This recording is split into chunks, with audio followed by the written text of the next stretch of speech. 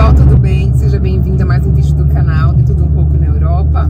Para quem não me conhece, eu me chamo Simone Linhares e hoje eu quero compartilhar com vocês aqui a minha visão como mãe, né? As estratégias que eu usei nessa mudança de país com os meus filhos, principalmente com a minha filha de 7 anos, né? Que é a caçulinha, já que o meu filho, quando chegou aqui, tinha já 20 anos, aliás, 19. Então eu quero compartilhar assim a minha experiência, né? O que eu fiz para prepará-los, o que eu tenho feito, né? Para amenizar essa mudança aqui, porque pra gente que é adulto já é difícil, então para as crianças com certeza é bem mais, né? Porque eles estão acostumados ali com uma rotina, com aquele grupo ali de pessoas conhecidas, famílias, os familiares, né, os amigos. Então foi uma coisa que eu me preocupei bastante. Inclusive a minha filha, né, ela que ia me dar o aval de eu continuar aqui na minha área a trabalhar ou não. Por quê? Lógico, eu estava super preocupada com o bem-estar dela, e se eu percebesse que ela não ia ficar bem, que ela não fosse ficar bem, né, a sentir falta e estar sofrendo de alguma maneira, eu ia ficar em casa para dar toda essa atenção para ela. Mas vamos deixar esse assunto mais para frente. Eu quero começar aqui falando sobre qual foi a decisão, né, qual foi a minha atitude em relação a ela, no que se diz respeito à preparação dessa mudança para cá a princípio. Então eu não comentava com ela que nós estávamos nos preparando para vir morar em definitivo para cá. Eu só comentava com ela que nós iríamos fazer uma viagem, que nós íamos conhecer lugares legais, não querendo mentir, mas poupá-la, né, de se preocupar, ou de ficar aflita ou ansiosa com tudo isso. E eu sei que não é fácil, porque pra gente que é adulto já surgem milhares de dúvidas, medos, né?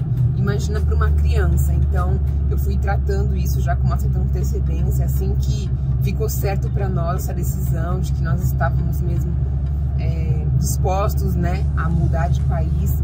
Eu fui passando isso aos poucos para ela, contando assim, né, lógico, só o lado bom. Eu sei que todo país tem suas dificuldades, tem seus defeitos, mas eu em todo tempo ficava falando sobre lados positivos, né? A princípio para ela seria da viagem, então eu falei que nós iríamos para cá conhecer castelos e tudo, e eu ficava mostrando fotos para ela, motivando ela, né? Porque o que acontece? Quando ela começasse a perceber, o que eu pensei, né? Quando ela começasse a perceber o lado ruim, assim, a falta das pessoas queridas, isso já não seria, não traria tanto impacto, né? Se ela tivesse ali empolgada com essa novidade, com tudo que eu estava ali passando para ela de bom. E foi isso que eu fiz, né? Assim, foi uma festa, a gente arrumando as coisas para vir e tal. E até ficava um pouquinho assim de pena, né? Porque no meio das nossas conversas, quando eu tava no Brasil ainda, ela falava: ah, mamãe, quando eu voltar, mamãe, a minha festinha de aniversário eu vou chamar fulana, sabe? E nós chegamos aqui em dezembro, ela faz aniversário em janeiro. Então tinha coisas que eu ficava, tipo, dava um nó na garganta, assim, ai meu Deus. Mas aí, gente, fora isso, eu também, lógico, em todo o tempo orando, né? Pedindo a Deus para preparar o coraçãozinho dela, principalmente que ela é a mais novinha, como eu falei. O Igor já é um homem, né? Mas mesmo assim não deixou de estar presente nas minhas orações, porque pra gente já é, como eu disse, já é um baque, imagina pros filhos, né? E graças a Deus, assim, durante a viagem deu tudo certo, ela tava super empolgada. Chegando aqui, né? Enquanto nós estávamos aí naquele período de férias para ela, né, de passeio e tal, que era tudo novidade, até aí foi tudo bem. A minha preocupação foi quando nós decidimos contar para ela que nós iríamos ficar. Chamei ela um dia, a gente estava no hotel ainda, estava terminando nossos dias no hotel, e aí a gente estava procurando casa, aí eu peguei e falei para ela: eu preciso falar com você uma coisa séria. É o quê? Nós vamos morar aqui. Aí ela: ficou em silêncio assim por uns segundos. Pra mim parecia uma eternidade. Aí ela, é sério? Eu falei assim, é.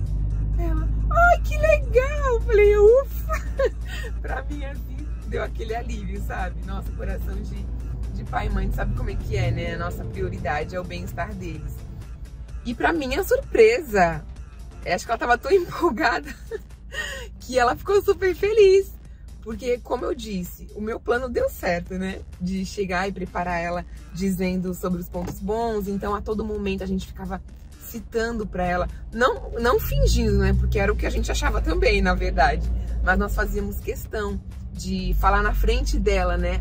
Os pontos bons do país e tal. E ela tava sempre ali. Tu sabe que criança, por mais que você não esteja falando diretamente, tá ali brincando, mas tá de antena ligada. Então ela falava, não acredito, mãe, é sério. Primeiro ela ficou assim, a gente vai morar. Eu falei, vai, filha, a gente vai morar. E aí depois disso, gente, eu consegui minha casinha. Foi a segunda parte, né? A segunda parte, assim, da aflição foi em relação à escola. Saber se ela ia se adaptar, se ela ia sofrer algum tipo de preconceito, porque eu já ouvi alguns casos a respeito, né? A gente que tá aí no Brasil fica o tempo todo assistindo vídeo e ouve uma coisa, ouve outra. E isso é bom e é ruim, porque nem sempre o que a gente ouve a gente pode levar em consideração, né? Porque a experiência é individual, mas isso já nos deixa sofrendo com antecedência, já nos deixa aflito. Mas graças a Deus não. Ela chegou, lógico, toda a turminha tem aquela menina mais legal, tem aquela menina mais implicante e tal, normal. Aí no Brasil, normal, né? Em todo lugar. Mas no geral, nossa. E o que mais me deixava assim em relação à escola é que aí ela só estudava 4 horas. 4 horas e meia teve lugar que ela ficou, né? Que era só esse período aí de aula. Aqui não. Aqui ela entra das 9 às 5. Isso quando eu tava em casa. Porque depois que eu comecei a trabalhar, ainda tinha a questão de mais 2 horas na TL, né? Então eu falei, meu, ela vai ficar esse tempo todo com um monte de gente que ela nunca viu na vida. Os professores falando a língua nativa daqui, aquele sotaque super, assim, diferente, né?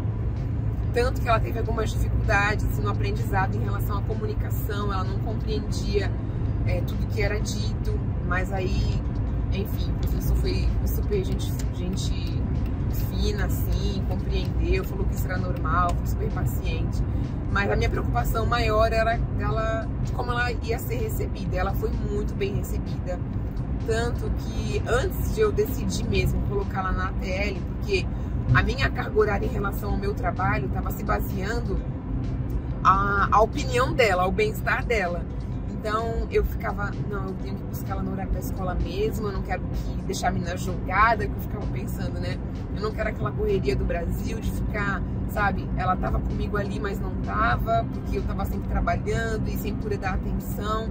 Aquela loucura. Eu falei, não quero repetir isso, porque isso vai prejudicar ela, vai deixar ela mais sozinha, né, longe da gente. Só que não, eu ia buscar ela na escola, ela falava assim, mamãe, eu queria ir pra TL com algumas amigas minhas que vão também e tal. Eu falei, filha, mas na TL tu vai ficar mais tempo longe da gente, né? Quer isso? Ela, quero lá que tem brincadeira, porque realmente é um centro só de recreação, que a criança vai depois da escola. Lógico, a professora, como ela me disse, né? Se a criança tem alguma dificuldade, alguma lição, tem alguma coisa para terminar, ela dá aquela força também. Só que ela foca mais em entretenimento. Lógico, voltado, assim, a estimular, né? A função toda cognitiva, toda educacional, tudo voltado para esse nicho, né? Estimular o melhor da criança, ali, percepção, equilíbrio, enfim, essas coisas. E aí, ela falou assim, não, eu quero ficar assim, eu queria ficar, eu vejo minhas amigas indo pra lá, todo mundo mó feliz, e gente, realmente, as crianças vão fazendo festa. Até ali, vocês já viram, quem nos acompanha viu em alguns vídeos, que fica atrás da escola dela, E aí a professora vai lá buscar, atravessa a rua, vai lá buscar. E as crianças vão tipo, sabe, assim, vão fazendo dancinha. Nossa, muito legal. E aí eu consegui colocar lá, essa parte da escola deu super certo. Como eu falei, ela teve algumas dificuldades, a escola me mandou uma mensagem dizendo que ela estava tendo dificuldades. Não só, vou ser bem sincera, não só em relação à interpretação de algumas palavras, o sotaque aqui, né, dos professores são diferentes, mas em relação ao ano que nós passamos aí no Brasil de pandemia, em que ela não participou nenhum dia da escola. Ela não foi nenhum dia sequer para a escola, nenhum. Sabe o que é nenhum? O tempo inteiro fazendo aula online e daquele jeito, né, eu trabalhando no salão, nem sempre eu podia estar com ela na frente do computador para acompanhá-la, então ela era aquele revezamento entre eu, o pai dela, o irmão dela para ligar, para entrar na sala, aquela loucura. E o que aconteceu? Quando voltou, a professora dela engravidou. Então, pela lei aí do país, gestante não podia estar presente na sala de aula, até mesmo para não correr riscos, né? Eu até compreendo, claro. E foi isso que, assim, fez com que ela não participasse nenhum dia das aulas. Então, essa parte, assim, de estudo, ela estava bem fraca mesmo, e foi o primeiro ano dela, então é um ano assim que é super importante, né? É essencial, porque é a introdução da criança realmente naquela parte mais teórica, didática, de escrita e tal. É o básico de tudo que ela precisa aprender e ela não esteve presente. Então juntou tudo isso aí, gente, pensa na minha cabeça. Falei, meu Deus. Mas aí, o que aconteceu? A escola entrou em contato, como eu disse, relatando essa dificuldade dela, porque teoricamente ela estaria entrando aqui no segundo ano, só que ela estava com bases de primeiro ano. E olhe lá, né, que ela não cursou o primeiro ano, então eles falaram que ela ia precisar de um acompanhamento, de alguém para estar auxiliando. E eu perguntei quanto que sairia, se eles conheciam alguém, porque eu não conhecia ninguém, para estar dando essa aula, para estar auxiliando nessa parte. E eles falaram, não, é a escola que oferece um professor à parte nas aulas para poder estar auxiliando sua filha. Eu falei, gente, sem custo nenhum. Eu falei, nossa, que legal, né? E assim foi. Mas tirando essa parte da escola, para o vídeo não ficar muito longo, depois disso, né, que ela começou a ir para a TL também, eu fui avaliando como é que ela estava se comportando e tal. E também ela foi muito bem recebida, como eu disse, a tia das escolinhas são umas fofas. Ela se deu muito bem lá. E, gente, assim, o que eu fazia? Ligava para minhas irmãs, ligava para minha mãe, ligava para as amiguinhas. Nem todas, né, eu tinha um contato, assim, porque as mães também trabalhavam e os horários não batiam. Mas na medida do possível eu ia entrando em contato com o pessoal pra ela matar a saudade. E lógico, de vez em quando assim acontecia de ela acordar assim mais tristinha, assim como a gente também, com saudade aí, né, do pessoal do Brasil. Aí quando ela falava que era de alguém que eu podia estar entrando em contato, eu ligava. E a mesma coisa foi assim com meu filho. O tempo que ele foi passando aqui, que foi mais difícil pra ele. Ele não conhecia ninguém até então, né? Porque é mais difícil tudo no começo. Tudo, claro, é mais difícil no começo. Porque o nosso ciclo social desaparece, né? A gente não conhece ninguém. Então, assim, a gente sente falta mesmo, principalmente em datas especiais. No meu aniversário eu fiquei super mal, fiquei super triste. Eu não esperava. Eu achava que eu tava preparada, né? Psicologicamente, mas quando é datas assim, que você tá acostumada a ter pessoas do seu lado, aquele choque de realidade vem assim, e tu fala, meu, o que eu tô fazendo aqui? Eu quero ir embora. Eu quero meus amigos, eu quero a minha família. Mas, então, foi isso que ele foi fazendo, né? O Igor foi entrando em contato, ele sempre ligava pros amigos dele, contando as novidades, né? Tentando focar também no lado positivo, né? Porque a saudade é um dos principais fatores, assim, para quem muda, né? As pessoas é o ponto principal, assim, da dificuldade de mudança, porque são as pessoas que importam, né? Na verdade, é esse relacionamento, né? Casa a gente consegue aqui, carro a gente consegue aqui, emprego a gente consegue aqui, mas as pessoas não. Então, a gente teve que trabalhar muito essa parte né? Pra não sentir tanto. Ah, tá bom então, desculpa. Então, pessoal, voltei aqui rapidinho. Como vocês puderam perceber, eu não pude filmar dentro do centro comercial, né, do shopping. Tive que parar ali a gravação. Depois disso, não tive tempo. Foi uma loucura hoje no salão, como sempre, graças a Deus.